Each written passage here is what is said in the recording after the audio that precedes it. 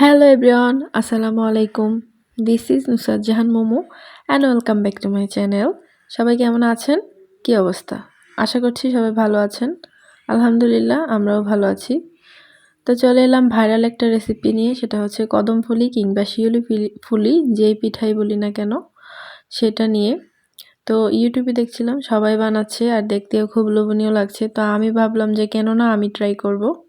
তো আজ আমি ট্রাই করছি, সে সাথে আপনাদের সাথেও শেয়ার করছি। প্রথমে আমরা যে রুটি বানাই তখন কিন্তু আটাটাকে আগে সেদ্ধ করে একটা ডো তৈরি করে নিই। তো ওইরকমভাবেই চালের গুঁড়ি দিয়ে আমি ওইরকম একটা ডো তৈরি করে নিয়েছি। আর এখানে আমি খেজুরের গুড় দিয়ে দিলাম।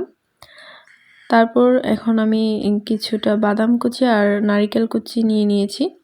এগুলো এখন এখানে দিয়ে দিব। দিয়ে কদম ফুলের যে পুরটা ওটা আমি বানিয়ে নিব। এখানে নারকেল দিয়ে দিলাম, তারপর বাদাম কুচি দিয়ে দিব। তো এর মধ্যে প্রথমে একটু ঘি দিয়ে দিলে ভালো হয়, তো প্রথমে আমার মনে ছিল না, তাই আমি পরে দিয়ে দিয়েছি। তো এখানে একটা এলাচ দিয়ে দিচ্ছি ফ্লেভারের জন্য, দিয়ে একটু নাড়াচাড়া করে দিচ্ছি। আর ওই যে বললাম প্রথমে আমার মনে ছিল না ঘি দেওয়ার জন্য, তাই এখন দিয়ে দিলাম। ঘি দেওয়ার জন্য এটার ফ্লেভারটা অনেক সুন্দর আসে। তো এই তো এটা আমার হয়ে গেছে, এটাকে একটু নামিয়ে নিচ্ছি। দেখেই কিন্তু বোঝা যাচ্ছে অনেক লোভনীয় হয়েছে। আর এই তো এখানে আমি যে ডো তৈরি করে রেখেছিলাম সেটা থেকে একটু একটু ছোট ছোট করে বল করে নিয়েছি। আর এই বলটাকে আমি কীরকম শেপ দিচ্ছি সেটা আপনারা একটু দেখেই বুঝে নেন, আমি আসলে এক্সপ্লেন করতে পারছি না। এই তো বাটির মতো বানিয়ে নিয়েছি। আর এখন ওই যে নারকেলের পুরটা ওইটা দিয়ে দিচ্ছি, দিয়ে ফোল্ড করে নিয়ে তারপর আমি এটাকে আবার রাউন্ড শেপ দিয়ে দিব। এভাবেই দেখলাম সব আপুরা বানাচ্ছে, তা আমিও ট্রাই করছি, দেখি কেমন হয়। কদমফুলি পিঠার শেপটা দিচ্ছি আর সেই সাথে আপনাদের কাছ থেকে একটা রিকোয়েস্ট করে নিচ্ছি, সেটা হচ্ছে যারা এখনও আমার চ্যানেলটিকে সাবস্ক্রাইব করেননি আশা করছি করে নেবেন। আর সাবস্ক্রাইব করলে বেল বাটনের অল অপশনটি প্রেস করে দিবেন, তাহলে যখনই আমি ভিডিও ছাড়বো তখনই আপনি নোটিফিকেশন পেয়ে যাবেন। আর বেশি ভালো লেগে গেলে আমার ভিডিওটিতে একটা লাইক দিয়ে দিবেন, এতে করে আমার ভিডিওটি অনেক মানুষের দেখার সৌভাগ্য হবে।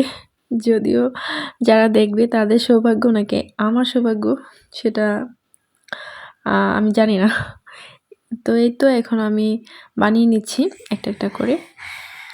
যদিও আমি খুব একটা এক্সপার্ট না, কারণ এটা আমি ফার্স্ট টাইম বানাচ্ছি, তাই একটু আঁকা বাঁকা হচ্ছে। এই যে দেখেন আমি কীরকমভাবে বানিয়েছি। আর এখানে আমি ভাতের চাল 1 ঘন্টা আগে ভিজিয়ে রেখেছিলাম। যদিও আপুরা হচ্ছে কি চাল দিয়েছিল, বাসমতি চাল দিয়েছিল, তো ওইগুলো আরও সুন্দর হয়। বাসমতি চাল তো লম্বা লম্বা হয় সেজন্য। তো আমার বাসায় যেহেতু বাসমতি চাল ছিল না, তাই আমি এই ভাতের চাল দিয়েই করছি। এই যে সবগুলো পিঠা আমি কুটিং করে নিয়েছি চালের উপর। আর এইটা আমি রাইস কুকারে ভাপ দিব, সেজন্য রাইস কুকারে গরম পানি করে নিয়েছি। এখন রাইস কুকারের উপর যে স্টেইনার থাকে ওইটা আমি বসিয়ে দিয়েছি। এখন একে একে আমি সবগুলো পিঠা এর মধ্যে দিয়ে দিব।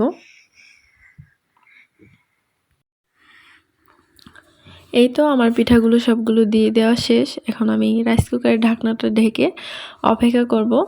আর এখানে আমি একটু ফুড কালার দেওয়ার চেষ্টা করেছি, তো দেখলাম যে ছড়িয়ে যাচ্ছে, তাই আর সবগুলাতে দেইনি। আর এই তো এখন আমার এগুলো হয়ে গেছে। এখন এইগুলোকে আমি একটু উঠিয়ে নিব। আরেকটা কথা, যদিও আমার এই পিঠাগুলো আপুদের মতো অতটা সুন্দর হয়নি বা হয়তোবা পারফেক্ট হয়নি, কিন্তু খেতে মাশাআল্লাহ অনেক মজা হয়েছিল। তা আমি তো খুব হ্যাপি, নতুন নতুন রেসিপি ট্রাই করে যখন আমি ভালো একটা ফল পাই, মানে ভালো লাগে খেতে, তখন আমার কাছে খুব ভালো লাগে।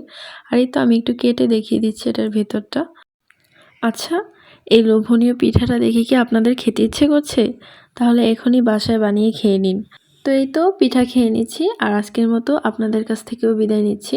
আল্লাহ হাফেজ।